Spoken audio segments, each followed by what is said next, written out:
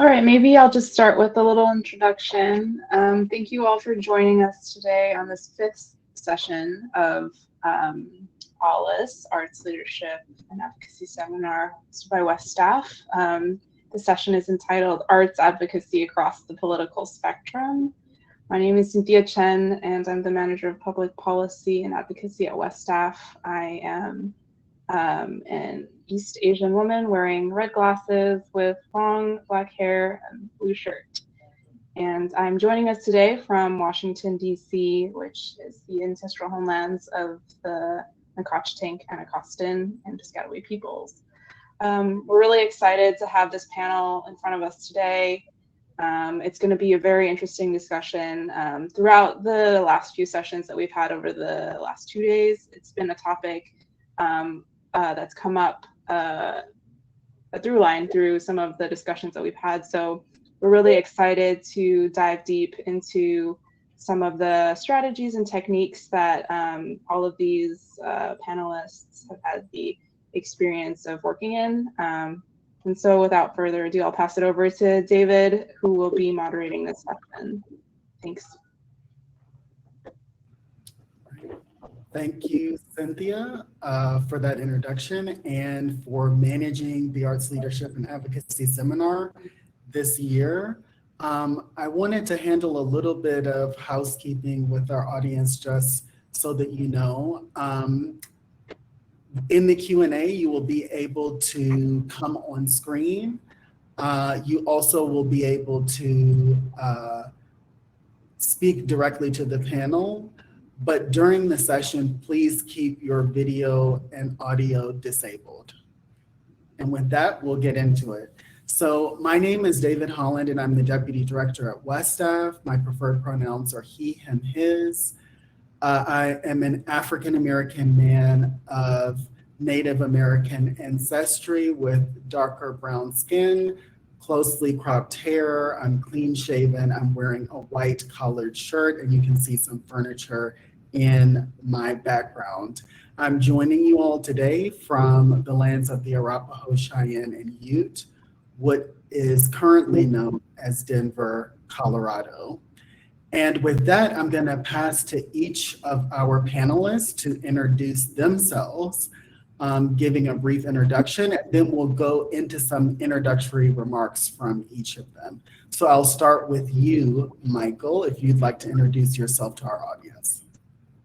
Thanks, David. Hello, everybody. I'm Michael Faison, and I'm here in beautiful Boise, Idaho, nice and sunny today, home of the Plateau tribes. And I am in my office today, but if I were in my preferred location, I would be in a motorcycle shop with you, and I'd be walking in. I'm this 6'4" white guy with balding, with almost no hair left, but what's left is gray and close cropped. I'm in my 60s, got glasses, sun-damaged skin, and though I'm in a suit today, I would normally be in motorcycle riding gear carrying a helmet, and I'm thrilled to be here. Do I pass it off next? Sure, that would be great. Ashanti, welcome. Hi, thank you so much, Michael. My name is Ashanti McGee, and I am Grant and Access Manager here at West Staff. My pronouns are she, they. I am an African-American woman with kind of a red, yellow, black polka dotted head wrap and red rim glasses. And I am coming to you from the land of the Nuuvi Southern Paiute and Western Shoshone, also known as Las Vegas, Nevada. And I'll send it over to Carmen. Thanks, Ashanti. My name is Carmen Rossi, and I'm the Acting State Director for Congresswoman Liz Cheney and a board member of the Wyoming Arts Alliance. My pronouns are she, her, hers. I'm a white woman with long blonde hair, and today I'm using my glasses as a headband. I'm joining today from Cheyenne, Wyoming, the ancestral lands of the Arapaho, Cheyenne, Crow, Shoshone, Ute peoples. I'll head it off to Leah.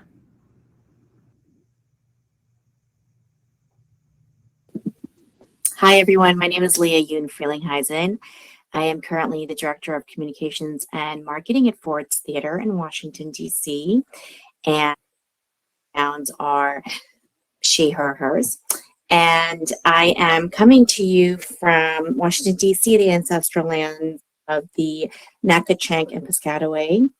I am a Korean American woman with long, dark brown hair. I'm wearing tortoiseshell glasses. I'm wearing a shirt with a white collar, and I am coming to you from my home office.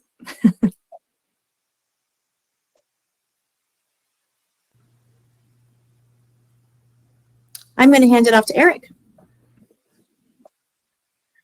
Hi, I'm Eric Friedenwald Fishman, he, him. I am the creative director at Metropolitan Group and one of the co-founders of Creating Connection. I'm a white Jewish guy with a little bit left of dark hair and chunky black glasses, wearing a flowered shirt, as I like to do. And I live and work in Portland, Oregon, which is the lands of the Multnomah, the Clackamas, and many other Chinook peoples. All right, thank you all for those introductions. So now we're going to get into context setting for our audience so that they all know who you are and the context that you work in. So feel free to share more about your organizations generally, but more specifically, I'm going to ask you to speak to the political context that you work in and what are some of the opportunities and challenges of working with the specific constituents that you work with. So anyone can feel free to jump in, and if not, then I'll call on someone. So who wants to get us started? Go ahead, Leah. I'll get us started. So I am at Ford's Theater in Washington, D.C., as I previously mentioned. We are a very unique destination because we happen to not only be a historic site where, of course, everybody knows President Lincoln was assassinated, but we also are a working theater and an education center. So we have we have the unique distinction of being basically three different entities operating as one. We welcome something like 700,000 visitors a year. And what's so incredible about working at Ford's is we have the privilege of inviting all of America to come visit us. And so it's not just local Washingtonians, but we, like right now, we're in our what we call our spring peak rush, where we see all day long tour buses stopping in front of our site with hundreds of students who come to visit, and not just students, teachers, families, just other kinds of group tours. And so we really get a very good sense and a strong grasp of all parts of the country and their interest in coming to this place for a variety of reasons. But what stands out, I think, most about every single group, as distinct as they might be, is their personal connection to the site and their excitement and interest in coming to learn more about not just the site and what happened on that day when President Lincoln was killed, but just to better also understand the history and the context and to find meaning between and the current for themselves.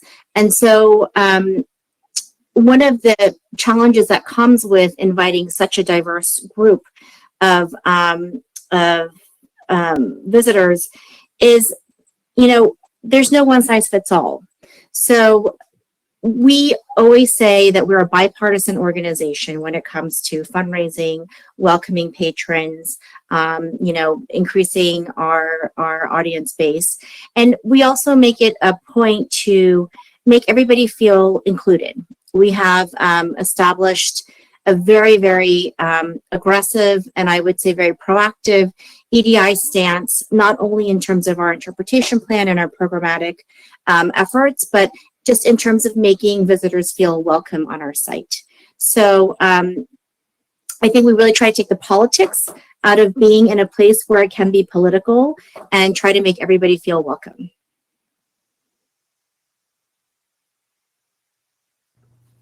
That's wonderful, Leah. Thank you for that great context and what an organization to be able to work for that has such an important place in the history of the country. So I'm going to turn to Carmen, if you'd like to speak a little bit more about the political environment that you work in and what are some of the opportunities and challenges working with the specific constituents you work with.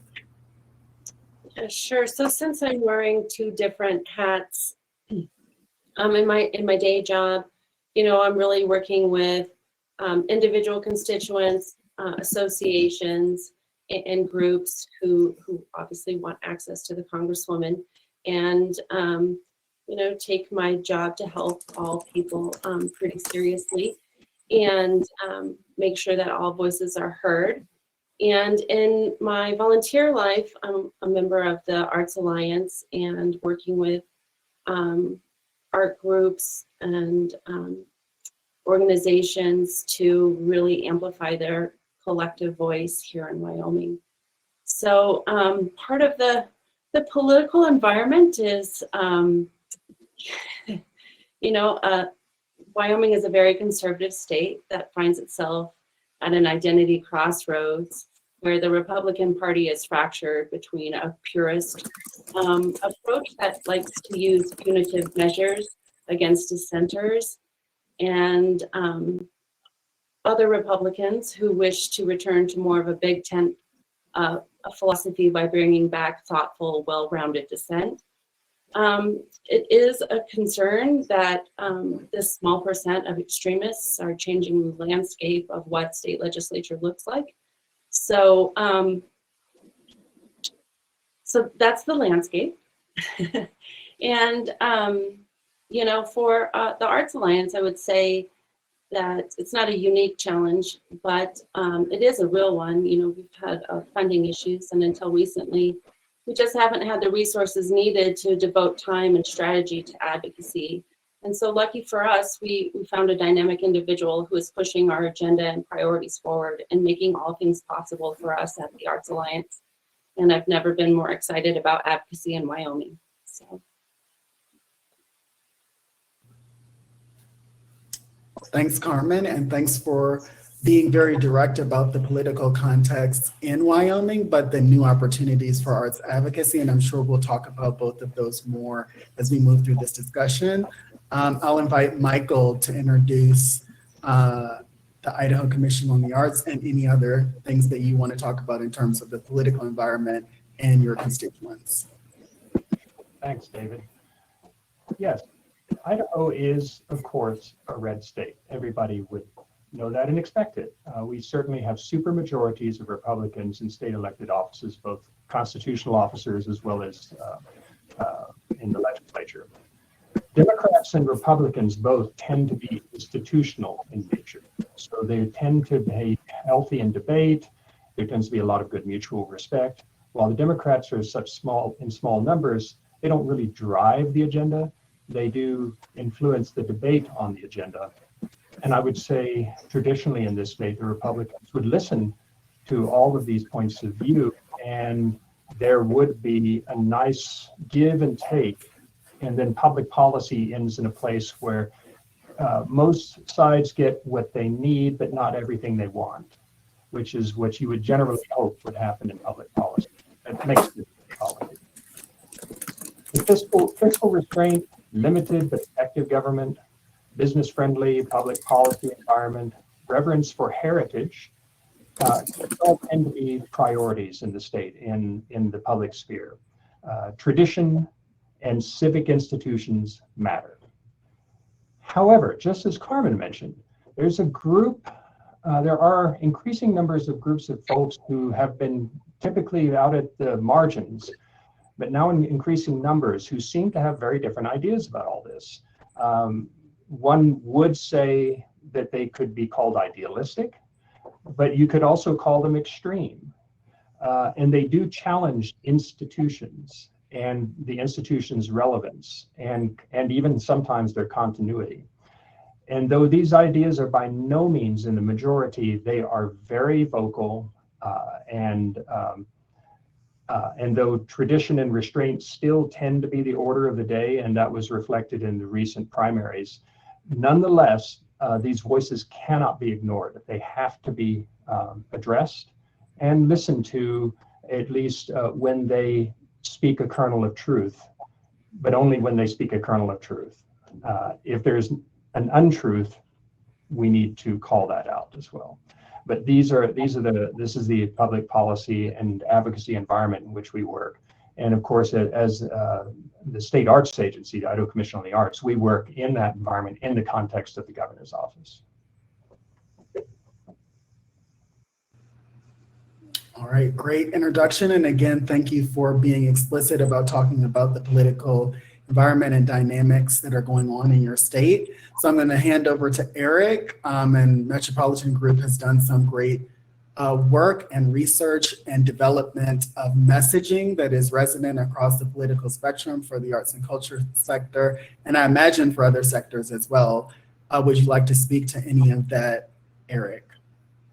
Yeah, so I have the wonderful privilege of working in an organization that conducts research, designs, and tests messaging and narratives, with the primary use being advancing changes in public policy, in practices, and also in social expectations and norms. And we've done that work over the years on a broad range of issues, quite a bit of work in the arts and culture space. Very recently, I served as the creative director on a research project really specifically focused on arts advocacy messaging to work across the political spectrum, with a real focus on messaging that also worked with centrist and very conservative lawmakers, which is the Arts Strength in America work that was orchestrated by National Assembly of States arts agencies. I was also one of the founders of the Creating Connection initiative, which did very robust national research, not on arts advocacy, but on looking at what gets people, not policymakers, but people, to value and prioritize arts and culture in their daily lives, which is connected to this work. The advocacy arena and as a volunteer, I've been a long time advocate in my home state for arts funding, and helped establish the legislation that created our cultural trust, and have been a long time volunteer arts advocate. But the advocacy arena that I work in is primarily the national advocacy arena. Our firm has done work with states arts advocates in a number of states with very different political climates. And then we have done a lot of work, and I do a lot of work personally in national advocacy. We also do a fair amount of work on international advocacy efforts that all connect to narrative and messaging. And certainly what we are seeing in the political landscape, particularly related to topics like arts, are that framing and narrative really, really matter. And as I'll share later today, we have found some places where there's a set of policymakers and lawmakers who are in some of that context that Michael and Carmen were referring to, and who are the folks that Leah was talking about, who come in these very diverse tour groups that care a lot about tradition and heritage, and also really care about innovation and growth and creativity.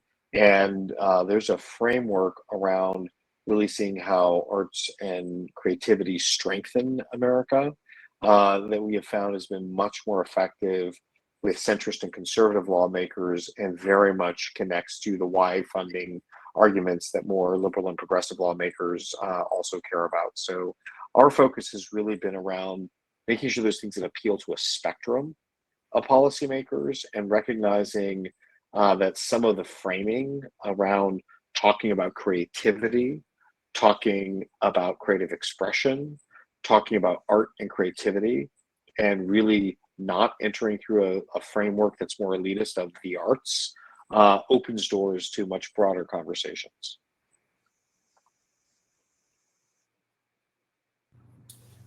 Wonderful. Thanks for that context setting, Eric, and putting some of the framework of that messaging into the space already, and look forward to discussing that a bit more. So I'm going to start with something that I think is increasingly on a lot of people's minds and might be a good entry point into our conversation. And that is, as we move toward upcoming election cycles and in a very dynamic political environment, which is probably a diplomatic way of saying it, what should arts advocates do to prepare? Who wants to get us started with this one?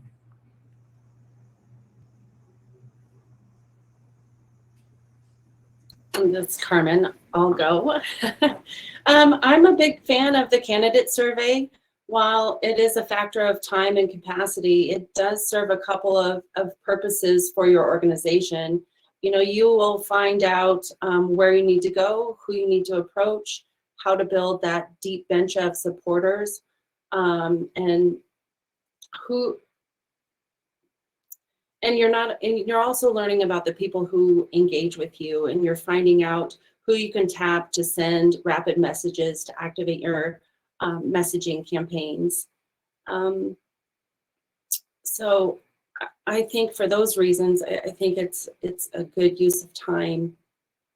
And I'm sure we'll talk about relationship building a lot during this panel, but you know, I think that's the other key thing that you could be doing to prepare is working on your relationships and keep asking for engagement.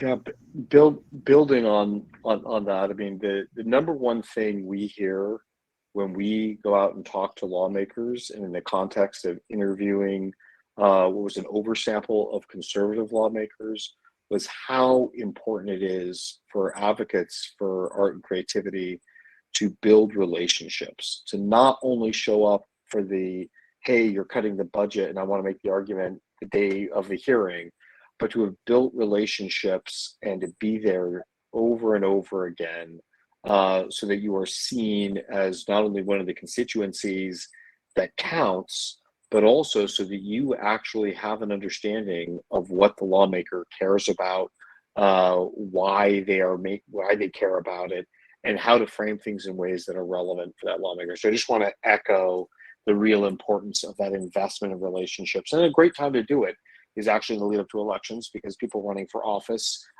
definitely want to talk to you. So definitely leveraging the election cycle is important, but really being careful about not having the only time people talk to us is when they're running for office and want something from us, and when there's a budget fight and we want something from them.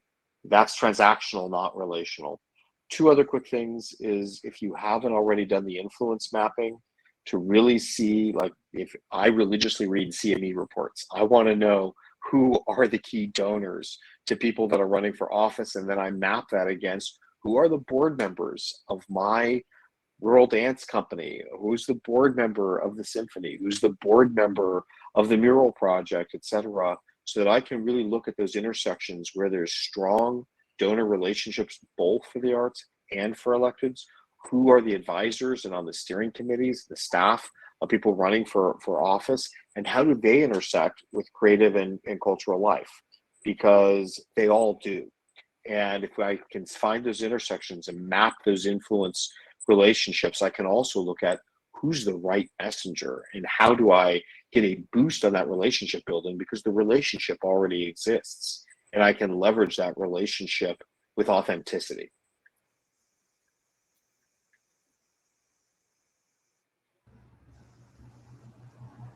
All right, who wants to jump in next? Before doing so, I'll just call out candidate surveys. Candidate forums are great ways to engage electeds as you approach an election cycle. And I love the idea of influence mapping. Some people also call it power mapping, understanding who decision makers are and who has influence in a system. especially around things obviously like the budget process, but beyond that, sometimes there can be an overemphasis on the budget process. And developing relationships over time is pretty fundamental and the cornerstone to all of this work, which I know we're going to get into more. So Leah, would you like to go next? You're muted. Carmen and, oh, can you hear me? Okay. I think the only thing I would add to what Carmen and Eric eloquently laid out for us is that really using community as a consensus builder is an important piece of this too. So there is the one-to-one relationship, there is the engagement piece, of course, but I think the community as an engagement piece is really an important factor. And I think, when you bring community into the engagement, I think the decision makers in the room are more likely to listen and to lean in.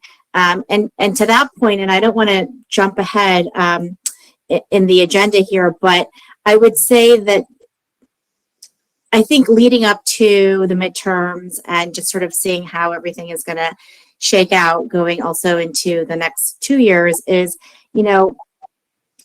speaking to conservatives, especially about American exceptionalism is a very important way to reach and connect.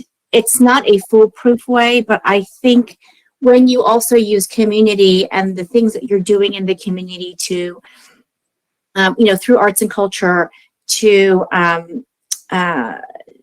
engage the maker that you're trying to connect with, when you talk about that work through the lens of American exceptionalism, I think that resonates with conservative audiences because there is so much focus in the GOP platform around this ideal that, American culture must not only be preserved, but has its own sort of space and status in the world.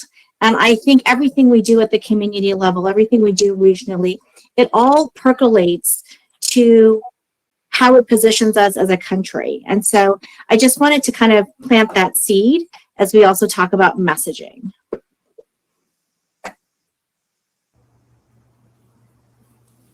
Wonderful. Michael, do you want to add to this? I think it's all been very well stated. I just reiterate, it's about relationships. It's about building relationships over time. It's beyond transactional interactions. It's building mutual trust over time. Yeah, I think that everything that you all have added, it's the full spectrum of advice. I think it really captures so much about what types of messaging can be used to resonate with particular elected officials, the importance of developing relationships, one-on-one relationships with decision makers, but also engaging the community in those relationship building strategies with elected officials, which contributes to kind of the grassroots advocacy approach. Often people speak about grassroots and grass tops advocacy, making sure you have those relationships with particular members that have influence, and also engaging the grassroots to engage with their particular representatives around issues that are important to them. All of this is great and a good beginning to our conversation. So the next question I'm going to ask kind of builds on some points that Leah made, I think most explicitly in our discussion so far. And that is, do you think that arts and culture can improve engagement with conservatives? And if so, what strategies would you recommend? I might start with Eric this time. How about that? I absolutely believe yes. We can and we must. So one,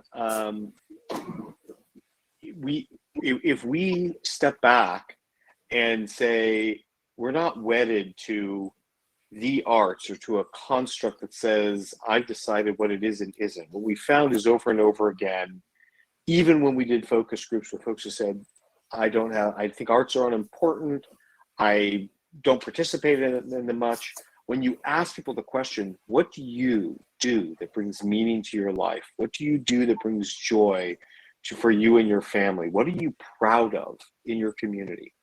What we find, and I'm talking about interviews and discussion groups with lawmakers and with citizens, what we find is it's nanoseconds before somebody who might have said it, that, hey, I don't think the arts are very important, is talking about how they sing in a choir, how they make guitars, how they are a master quilter, et cetera, et cetera. They talk about the things that they're proud of in their community, and one of them is their community's incredible music festival. And so people care about and do creative expression and arts and culture every day. And if we bring people in and get into that conversation on their terms, not on our terms, we can improve our relationship. A second thing is from a standpoint of the framing and the messaging. We very recently did this really deep work on listening to conservatives who support funding for the arts and why they say they support funding for the arts and how they frame it. And over again, the core theme we heard was this idea of strength, that arts strengthen the nation, arts strengthen our communities, arts strengthen America. And that construct of strength, a lot of advocacy groups for arts and culture and a lot of people who consider themselves to be more liberal and progressive shy away from. The word exceptionalism was brought up. The word heritage and tradition were brought up. The idea of strength and of saying what we do is fundamental to strengthening our nation, to giving ourselves the best chance to compete, to making our communities and our people as strong as they can be. That really resonates. It's a very powerful and good thing. And that is in no way contradictory to great arts education. That's in no way contradictory to high quality orchestra concerts. That's fundamental and a part of it. Talking about how important it is that we tell our stories and that we celebrate and tell our stories, both those that are our traditions and our heritage, and the new traditions and the new heritage that our changing communities are bringing. Creating space for both of those really is important and resonates. And then the final point that I'll make and shut up is that really talking about how critical this very special role that public funding for art and creativity plays, because it's a very high return on the investment for every town and rural community, not just the biggest cities. That when we talk to conservatives, the first objection is not to art or to culture or to creativity, it's to why should taxpayers pay for it? And there is a role that says if the only places that a kid can get this opportunity, if the only communities that can have industries and innovators that create the new ways of doing things and the new jobs are the biggest cities with big foundations and the largest corporate headquarters, then we are not standing up for many of the most incredible parts of our country and to where millions and millions of people live.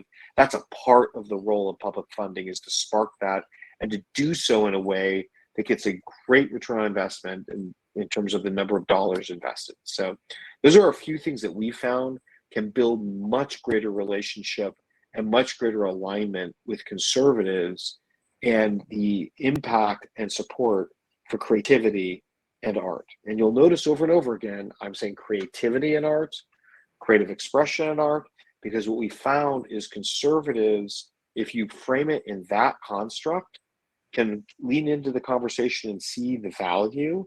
If we call it just art, or even worse, the arts, it becomes this thing that others have defined as opposed to something that's open to all of us and that belongs to all of us.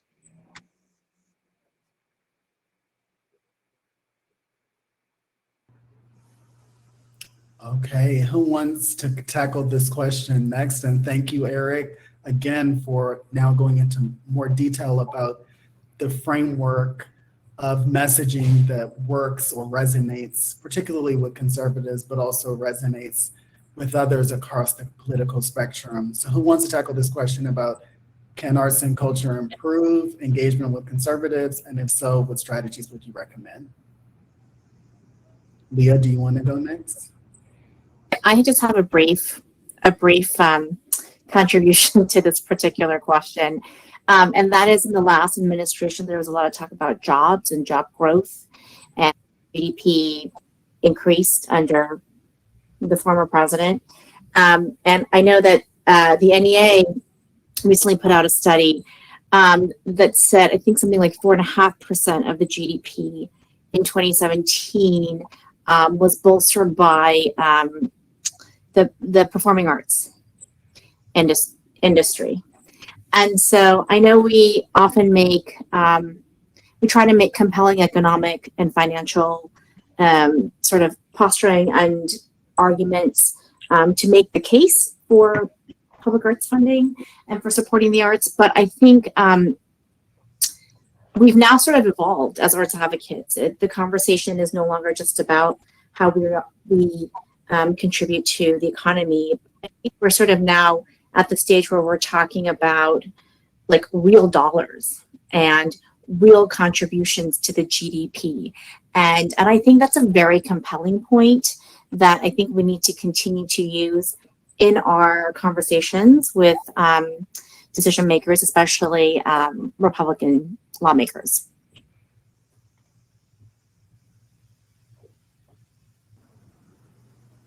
Wonderful. I love that. Moving beyond just speaking about economic impact of particular investments, talking about more broad-based ways in which arts, culture, and creativity contribute to the economy. Carmen, would you like to contend with this question about can arts and culture, engage conservatives more effectively? Yeah, I just, really appreciated what Eric had to say, because I think that listening approach is really important. In Wyoming, we really did some listening. We found out, we listened to what problems the legislature wanted to solve, and then we started crafting messaging towards that common legislative agenda. And we started to build coalitions with different departments, different associations, industry partners, other associations, educators, grant makers, grant recipients. So I think that listening piece is really important. And in terms of, other types of advocate or messaging, I think just doing the work and going back to the basics, some advocacy 101 to reach those people. I mean, it works well on both sides of the aisle. Just doing the work. I mean, and that's the hard part, right? So. Yeah. Okay, Michael, why don't you round out this discussion and offer any recommendations you would give about how to engage conservatives more effectively? Sure. There are 2 points I'd like to make. One is based in the philosophy of the conservative approach to government, and the other is based in stories and tradition. First of all, when I speak to, say, elected representatives and the like, I speak to an important philosophical foundation for many conservatives, and that is, and it is very relevant, it's real, and it's appropriate. When you deal with, say, the National Endowment for the Arts and its relationship with the public and with the states, the endowment is federalism in action. The endowment is a small federal agency. It's non-regulatory. It's highly effective, especially given its small size. And over 40% of its total assets go straight out the door to the states, for the states to use as appropriate, defined by the state's planning for their arts and creativity in their state. I'm learning from you, Eric, arts and creativity. Art and creativity. The federal government does not tell the states what to do. They are in fact an equal partner with the states, and there's a division of responsibility here. And the endowment recognizes, respects it, and works as a partner with the states in this.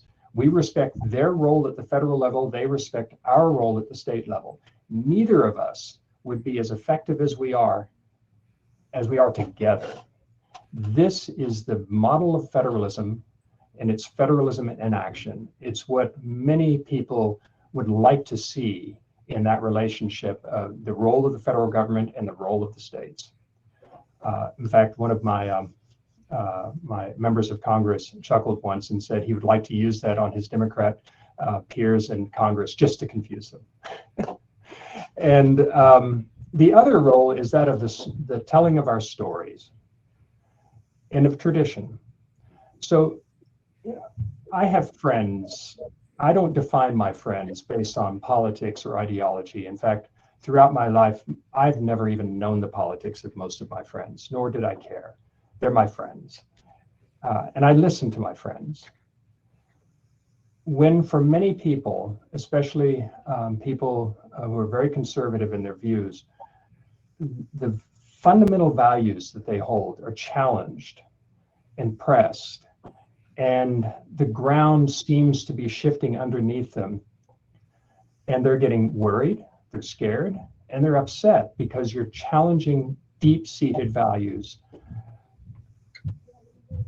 Who tells those stories? Who tells the stories of our artists? Sorry, Stephen.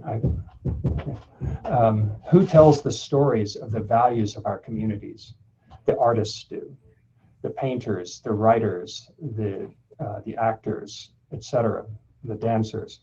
These are the people who tell the stories of who we were in our time.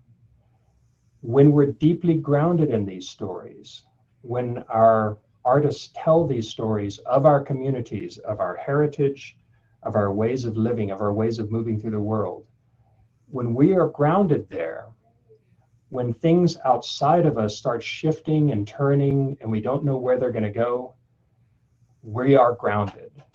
And now we're not afraid of what's coming because we know who we are as a people. And that's a very profound thing in a community. And it's especially so in communities of rural America and underserved communities anywhere in the country, rural or urban. And it's essential. And it's an essential message. And it's essential to, I believe, the values of many of our conservative peers and our conservative lawmakers.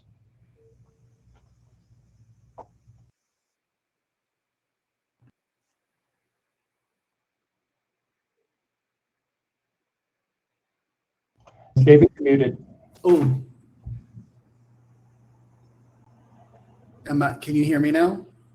Yes, I think there was a delay in my connection. All right.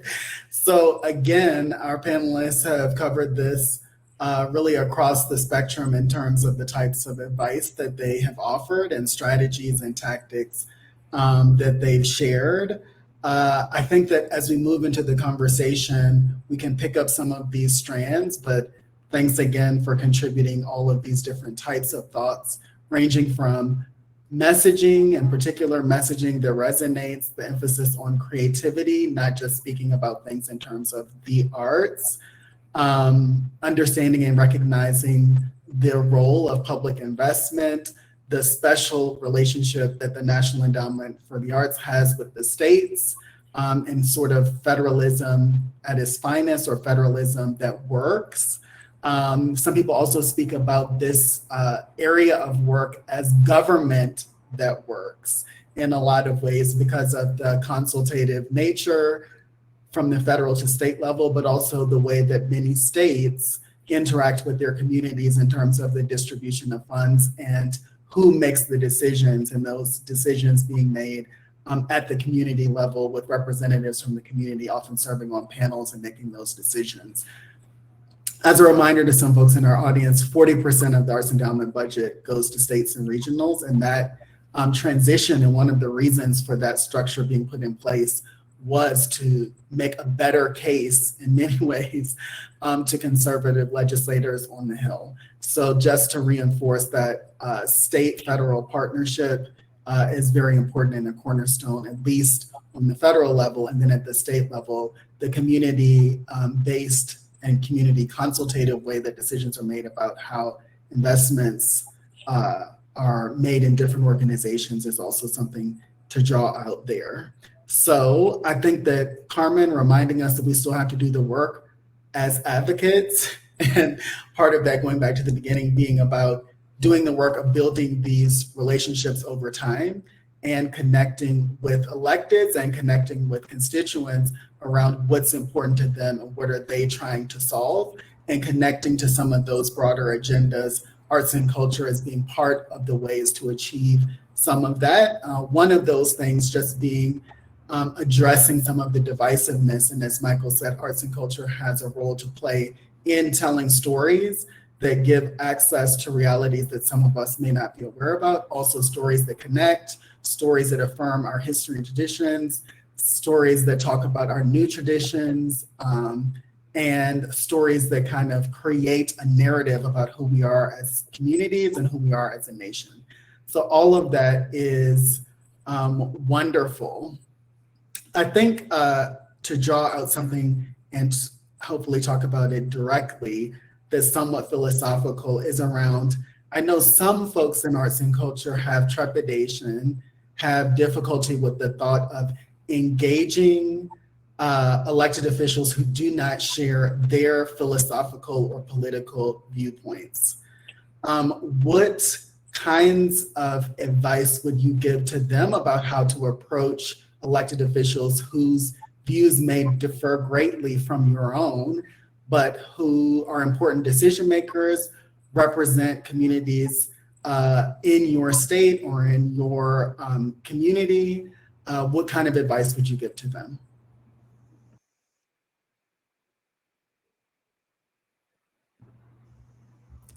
Michael, I'm going to start with you. Sure. Bring chocolate. Actually, first of all, just because they don't share the same politics as you doesn't make them the enemy. They're not your enemy. They are an elected official. They were elected to serve the people of their district, the people of the state, the people of the nation. They weren't just elected to serve the people who voted for them. So remember, they are your elected official. Approach it that way. Let them know what matters to you. If you're not sure how to reach out to somebody and you haven't reached out to this person before, is there a trusted intermediary? Is there somebody within their sphere whom they trust and also trust you to make that introduction? Because in the end, if you trust the messenger, you trust the message. An elected official, if they trust you, then they'll trust what you're telling them. This is especially true today.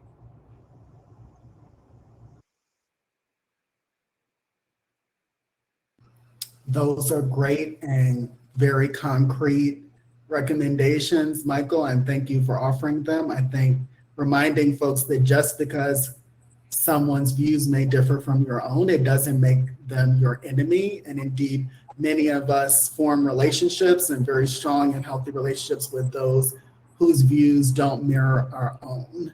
And I know that we're in a challenging environment in the country in which there's greater and greater, it seems at times, divisiveness, and it can be very challenging to build relationships and maintain healthy and strong communication with people whose views are not always our own, but it is certainly possible. And in the work of advocacy, it's important to build relationships with folks, and we can't always build relationship with folks that agree with everything and see the world in exactly the same terms that we do.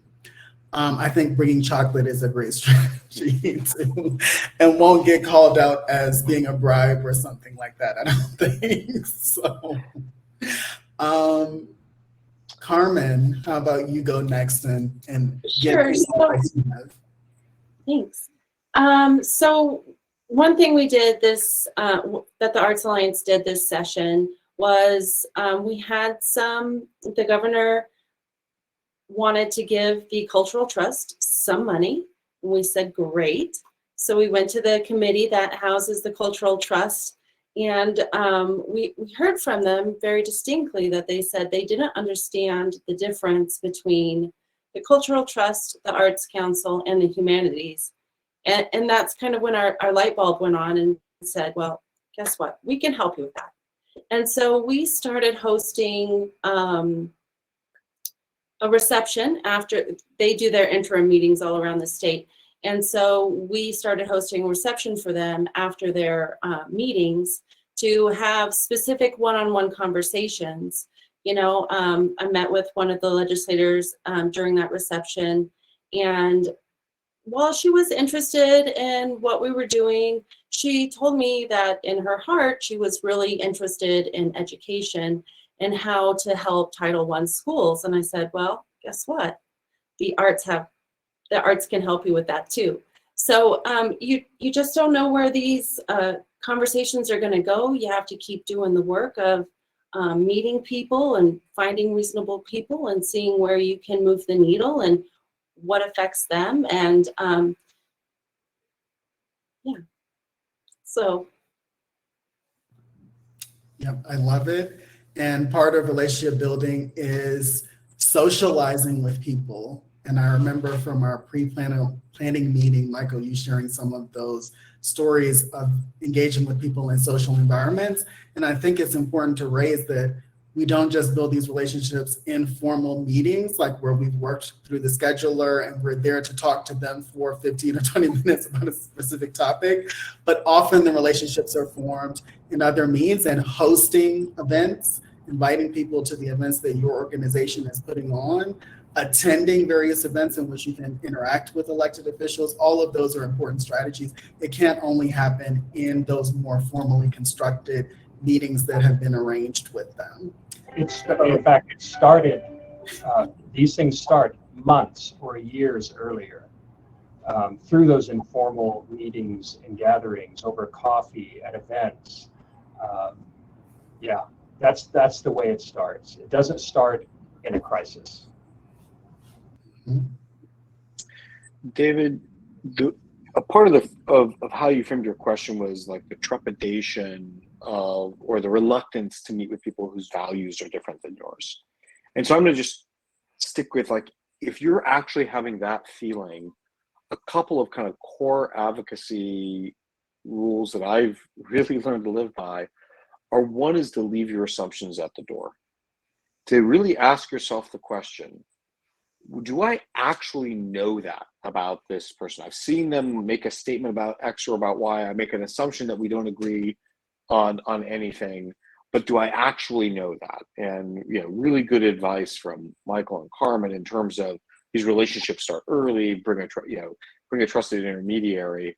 But if I walk in assuming that there's a fundamental disconnect of values, I will find one. And I've just found that the more I can try to leave that assumption at the door, the better off I am. The second piece is there are places where there are real disagreements on values, or real disagreements on policy solutions, et cetera.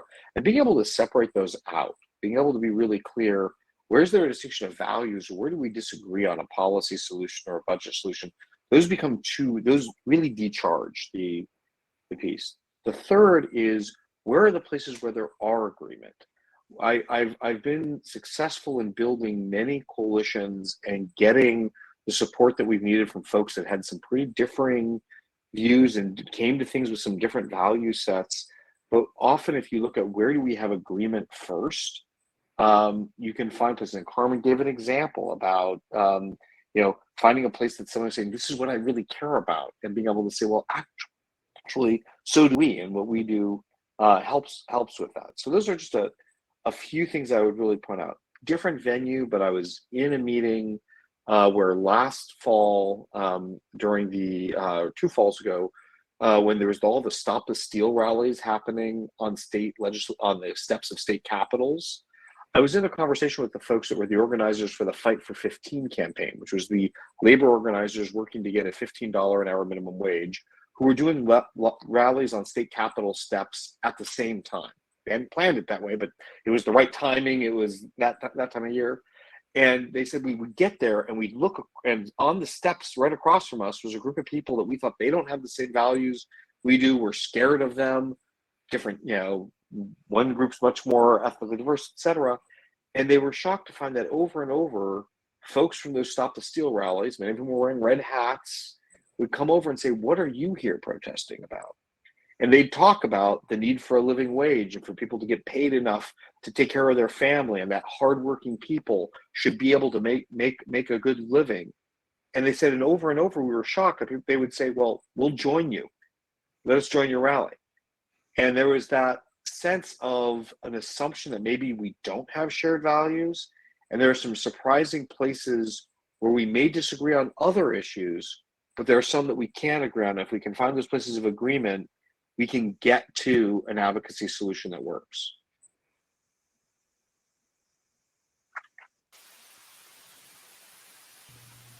David, I can sum this all up for us if you want. Yes, do it.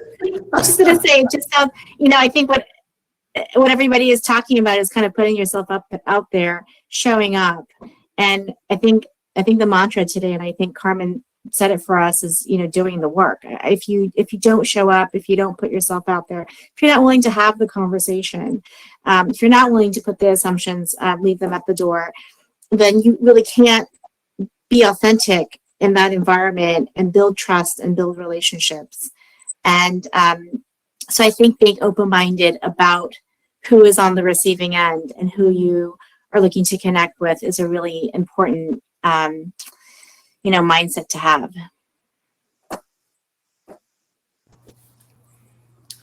Well stated, Leah. Thank you so much.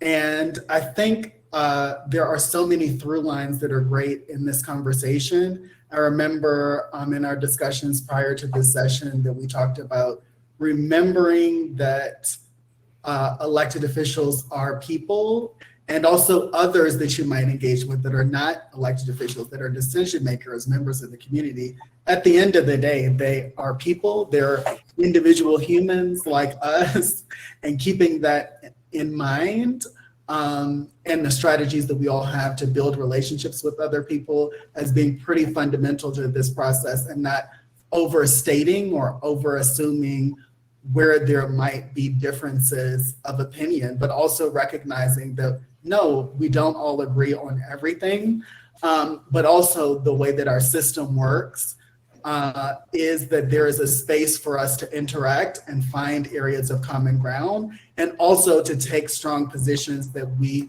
feel are important to us. And in the work of advocacy and policy development is often about finding what are those areas of commonality that we can work toward together in terms of collective agendas, and sometimes having to really be willing to sit with the discomfort and paradox where we do find that there's alignment on certain values that we hold. And then there might be other areas in which there are very strong differences of opinion, but finding ways we can still work together to achieve common agendas together. I know that for some folks in our audience, they would say this might sound a little bit like kumbaya, and then there are pretty fundamental misalignments in values. So maybe Eric, could you speak a little bit to what your research has shown about common and shared language and values that resonates across the political spectrum? Do you want to share anything about that? Yeah, happy to. And David, I think it's really important that advocacy is a very realism-based endeavor. So this isn't, there's no disagreements. This isn't if you leave your assumptions at the door and you go in, every conversation is a result in people saying, I want to support you. I don't think any of us on the panel are saying that. What we are saying is that there's space to find things that work. So some of the things that we found in this research that really, really resonated is that the core values that conservatives who support art and culture funding, and that are also pretty widely shared values for conservatives, strength is a huge value. It's also, I'll talk about it, it's one of the messaging. Values aren't always messaging, but your messaging needs to trigger values. So let me quickly step back. What we have found is people, policymakers to the person shopping, make decisions based upon their values and then back it up and rationalize it with information. So that's why we say a really effective narrative, a really effective message framework, really effective advocacy has to be grounded in values. What we're talking about has to trigger people's values that are the values that they care about. And the 4 consistent closely held values that we found that can connect to creativity and the art is strength, innovation, prosperity, and community. So when Michael's talking about telling our story, that's about community.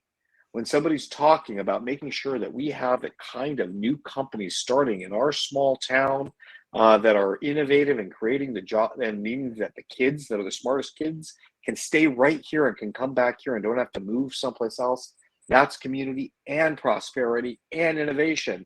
And by the way, when we say, and that gives us a strong economy, a strong community, we've hit all 4 of those values with one message. So those are values that are really, really closely held. And we see that across a broad array of more conservative policy priorities.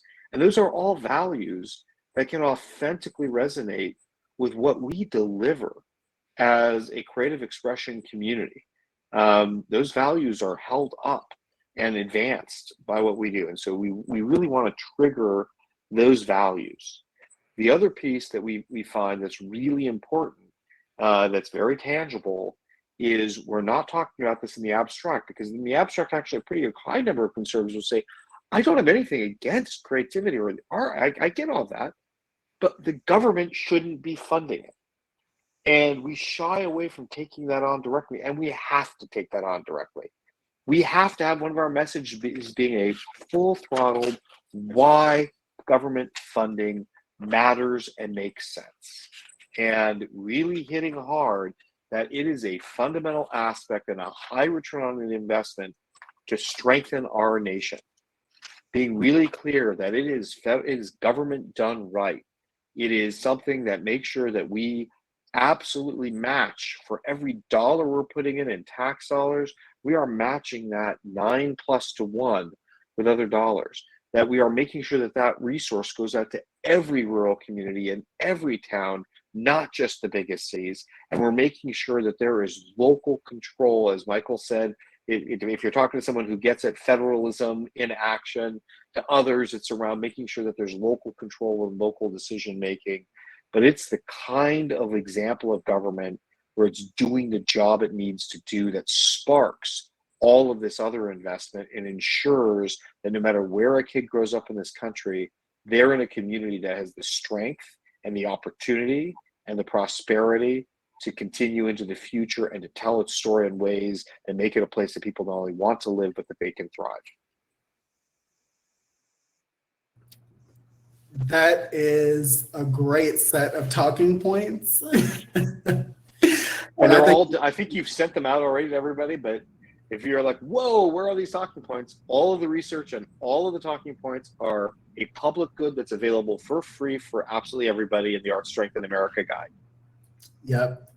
Perfect. Perfect. Leah, I know you have thoughts, and one you mentioned earlier about American exceptionalism being part of our messaging. Do you have any other guidance on messaging that we should use when we're engaging with elected officials and others around buy-in into the public value of arts, culture, and creativity? What I would add here is that no matter how different your political views might be with the person sitting across from you when you're advocating for arts funding, the fact of the matter is there's going to be some common denominator that you just might not be aware of. And sometimes that surfaces through great storytelling and finding ways to connect over that sort of common denominator, which may organically surface in the course of the conversation. One thing that I have found incredibly effective in my days when I have had to go knocking on doors and take meetings with both members and staff of members' offices to talk about public funding for the arts is just really bringing individual stories and also very compelling community-based stories to their doorstep.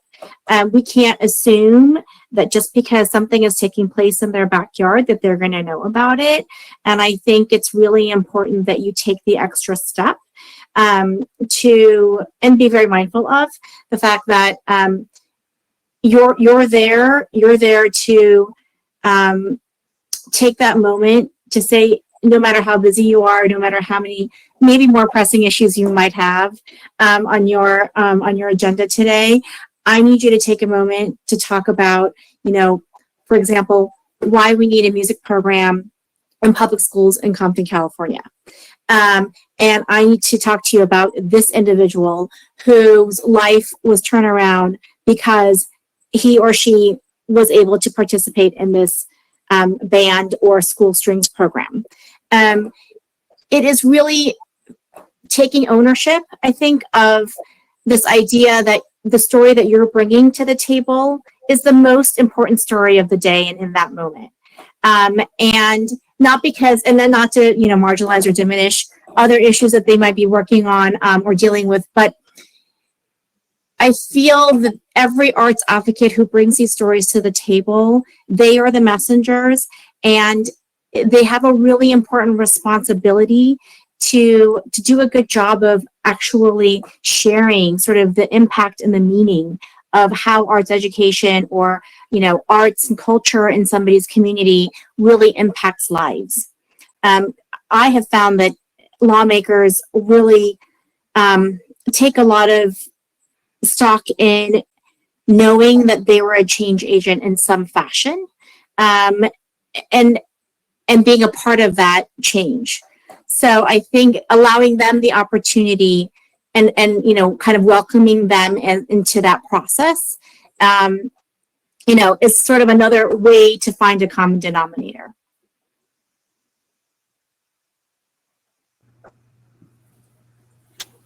Wonderful. And a great reminder, because a lot of our lawmakers do connect directly to the impact in the communities that they serve. And so a great reminder to weave that into any type of messaging and storytelling that we're offering, connecting it to real stories of individual and community impact on the ground is vital for sure. So Carmen and then Michael, if you would respond to this question, and then I know we're going to offer a space for questions and answers after that. Sure. So I'm just going to give a scenario from my day job. The most effective message is the one that you send. I've been an employee of the House for 6+ years, and between the number of calls and emails during that time, our office has probably received 5. So, what I think is effective in our office is just the basics. My name is, I am from, and then I would say my ask is, I like to put the bottom line up front. And then I believe this is important to you, and this is why it's important to me. So my only job is to help you, and I can't help you if you don't tell me what your ask is. There's a place for both form and personal communications, and you'd be surprised at how effective a group of coordinated messages can be. So for our office, if we received 10 messages in a week, I'm immediately going to take action. I'm going to research the issue. I'm going to explain the importance to Wyoming and to communities, and then I'm going to send that to the Congresswoman and to the legislative team, and we're going to take action. So, but I can't do that if you don't tell me. So I think that's my big takeaway from, decent messaging. It's great advice. There's something that I deal with in my job as well on messaging, and that is that, well, words matter. The words we use matter. And just as Eric was saying about words that we use that are inside baseball that really are not going to resonate, in fact, maybe get a negative response. There's another area around that too, and that's some of the language that maybe our field uses with the best of intentions, but an audience for a particular use of language matters. And then applying that to the different audience, well, you have to understand what language matters to that audience and what will not resonate there. So for instance, as we use terms in our work like diversity and equity, these are all admirable things, but that has a different meaning in a political environment, especially in a conservative political environment, that has a very different meaning there. And it is a politicized term. So what are you really talking about? Are you talking about basic fairness, fundamental decency? Use terms that resonate with the listener, that are speaking in the listener's language. I never use the terminology diversity, equity, and inclusion. I just don't. But I do use fairness, honesty, decency. And these resonate with anyone. And they certainly resonate with our elected officials too. And so I try to understand what language to use, what language not to use. If language simply charges a political conversation as opposed to a public policy conversation, don't use that language. Use the language of the listener, not the language that you may have used. Not everybody in our field uses this language, but many do. Remember who you're speaking with and what matters to them.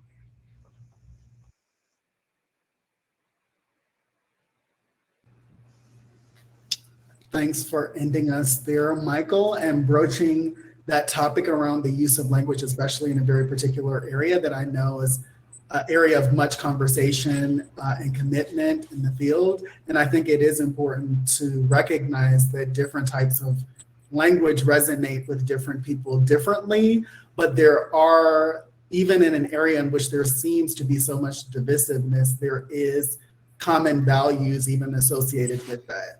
And I think words like opportunity as well often can resonate with people as well. Sometimes even the notion of access, and there are ways of framing those conversations around constituents that are important to them.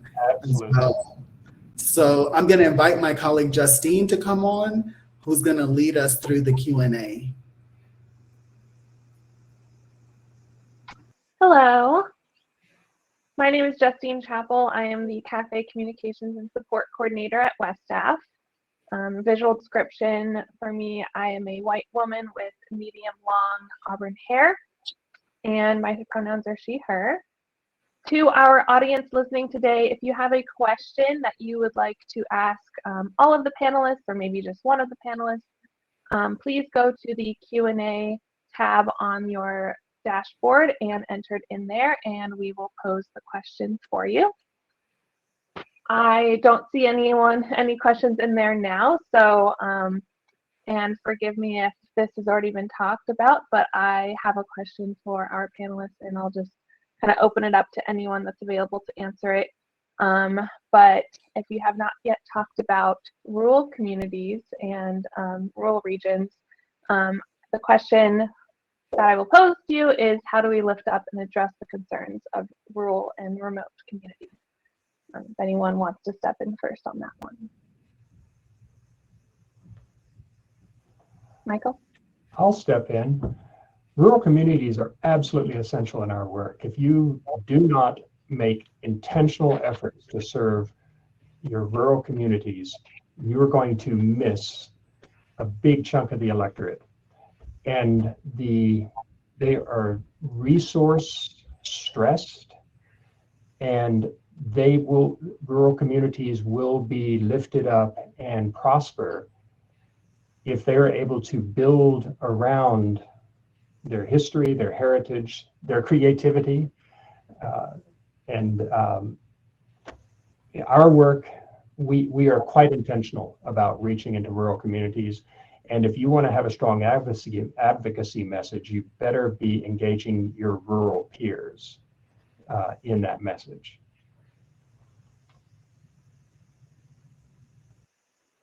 Okay. Does anyone else have a response to that one?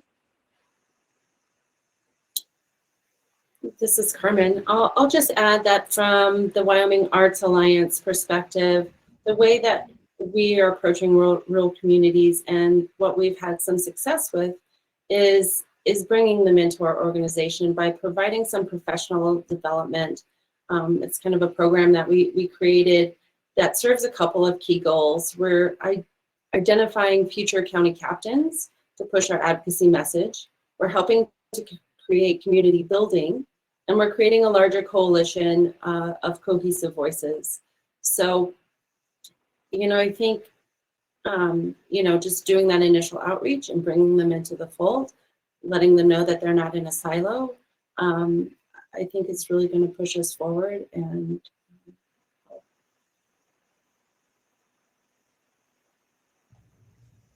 may I add something too, and that is, I always link together under-resourced rural communities, isolation, the geographic isolation, and also the under-resourced urban communities as well, who have not been as well served as they might be and might not have been.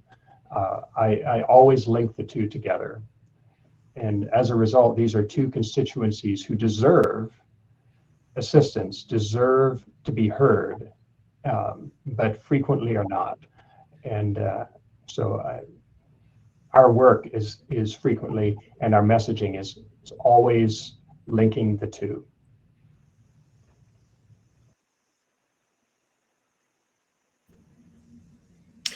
What the one thing I would add is that in our work, not on policymakers, but on people's value of creative expression, is we actually found in our polling and in our focus groups that in rural communities, there's actually a stronger sense of the value and contribution that creative expression provides. There's a little bit in large urban communities of taking it for granted. And in rural communities, if you're going to have an orchestra, if you're going to have a dance school, et cetera, you're creating it. And what we find, again, is that the framing, we found when we do these screener questions in rural communities about how important are the arts to you and how frequently do you attend arts events, and get the people who say they're not important to me at all and I almost never attend them, and only invite those people to the focus groups. And then ask open-ended questions about what are the things that bring meaning to your life? What are the things you do that give you joy? What are the things you like doing with your children and grandchildren? Boom, in the top 10 list are always things that you and I would define as arts and culture. So we have found that there's almost an assumption made that rural communities don't value arts and culture, where it's quite the contrary. Rural communities really do. And they are resource strapped, and they also frame it in a different way because it's more about community. It's more about the things we do in our community as opposed to necessarily the label that's put on it. So when we move to advocacy and we're talking to lawmakers who represent rural communities, having messengers from rural communities talking about what they experience and what they need in their community is really, really powerful. I think that during the pandemic, rural communities also have had a chance to leverage their sense of space and place with organizations and to establish partnerships that have had some really meaningful impact in their communities. And I think that, rural communities, rural arts organizations especially, will continue to have an increased and elevated role in the way in which arts and culture is able to create more entry points for access for folks as we move forward, because we're not entirely out of the woods yet. And the pandemic is something that we're going to be living with. So, I think in that regard, there has been a real silver lining and an opportunity for rural communities to gain some visibility. And I hope that work continues to grow and is shared with decision makers in this arts advocacy effort. Thank you all for answering that question. We currently do not have any other questions submitted through our Q&A. Oh, wait, there is one just now. I will just read through it. I'm going to blind read it. I haven't read this before since we just got it. So here we go. This is submitted by Lauren. Following up on the conversation around the importance of the language we use, curious what reactions you all are getting to the term culture in reference to arts and culture, if you still use it. To be more specific, are you using it or do you use other terms? We find referencing just the arts can sometimes initiate too narrow of a conversation, but culture has taken on such a broad interpretation that it isn't as helpful as a reference. However, terms like creativity are falling short. Again, going to open it up to anyone available, ready to. Yeah. So I'll respond to this from a standpoint of what the research is telling us. And so one really important thing is I am not giving advice that says never say culture. I'm not giving advice that says never say arts or the arts. I'm giving advice to say there is language choices that if you open with them, create a much more open door where many more people lean in and listen and engage with you than shut down and say that's not for me. And so indeed, we have found that the use of the word culture does turn off some audiences because culture can get seen as cultured, can be seen as elitist, etc. But when we find so we tested language, it tests beautifully. When you talk about, one of the important things that happens in community is that when they tell their story, they celebrate local culture. That tests off the charts positive with conservatives and with liberals. So we've defined what we mean by culture. Another thing that tested well was in the use of the word culture is, again, not leading with it. We lead with talking about creative expression or talking about art and creativity or creativity and art. But then when we're talking about examples, we talk about how important it is in communities that we support and bolster our heritage and our culture. That tests well. Talking about the celebration and the telling the stories and learning from many cultures that is fostered when we foster creative expression and art, tests well. So we find that the arts is the most challenged label. Arts and culture is the second most challenged label. So I tend to encourage, don't open with it. Don't say, I'm here to talk to you about the arts.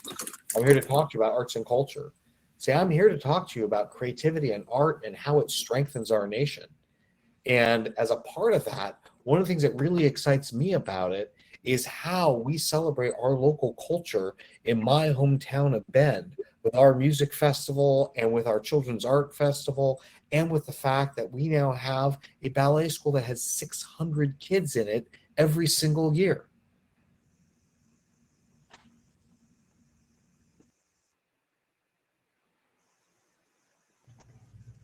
Does anyone else have a response? I sometimes lead off talking about not dance, but dancing, not theater, but acting, doing stuff, not being passive about it. So yeah, take some of that culture vulture off of it.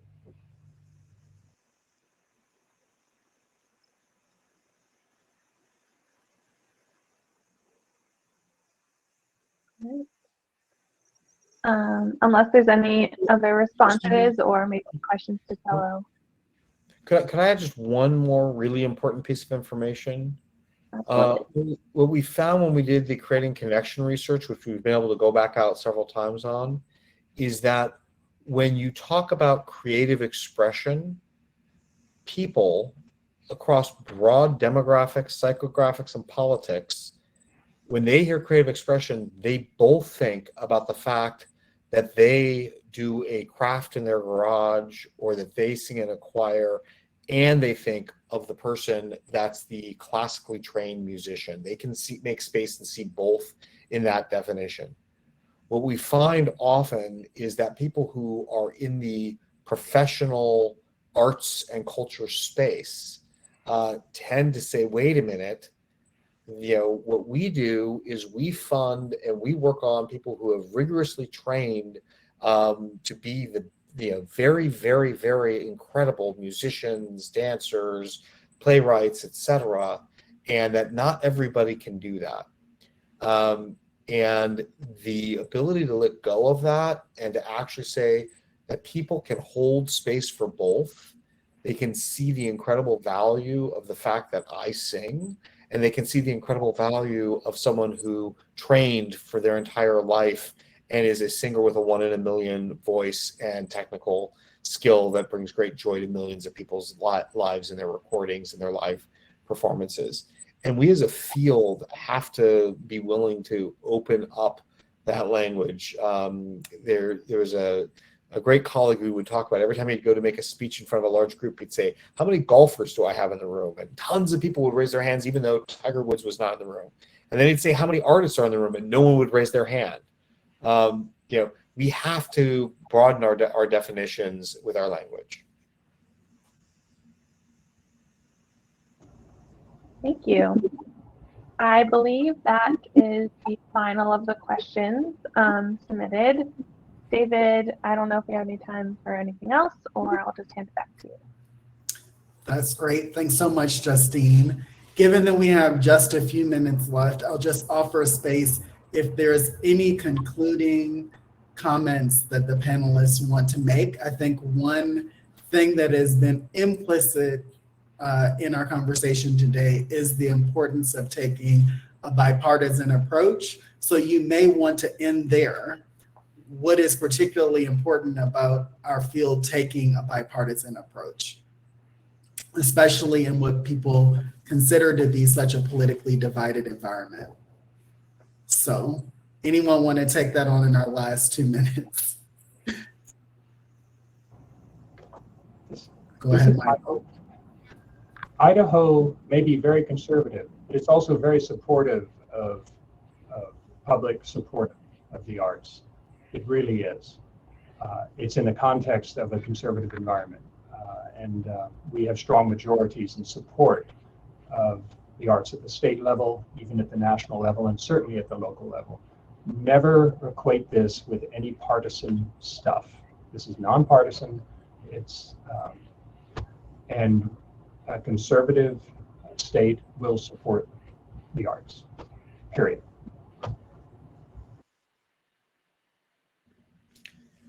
I would say from a bipartisan standpoint, the key is we need to not set our sights too small. That we have been spending so many years thinking that we are in a fight just to survive and to make sure that we don't get cut or zeroed out. And that actually, if we really think about this is a fundamental way to strengthen America, that this is something that is critical for our ability to compete on a global stage and to innovate. If we see this as something that is not elite or siloed, but something that every person in every community in America has a right to and deserves and benefits from, and we engage with folks across the political spectrum with the assumption and the goal line that we actually need to be expanding funding for arts and creativity, not just fighting to save it. I actually think if we can shift our mindset to a strength mindset and actually grab onto that conservative value, but with a goal not of surviving, but a goal of actually saying it's, by gosh, time we doubled or tripled the amount of resource going into this because it saves and changes lives and communities every day. And I really believe that that bipartisan approach is less about party and politics and is more about telling the true story of what makes us great as a nation. Wonderful. Leah, Carmen, any last thoughts before we wrap up? I would just add, oh, go ahead. Oh, sorry. I was just going to say, I don't think I could say it any better than Eric. It was perfect. Fabulous. All right. Well Thanks put. for joining us. Thank you to our incredible panel today. It seems from the chat that this was of value to our audience, and thank you for all the work that you do every day. All right. Bye.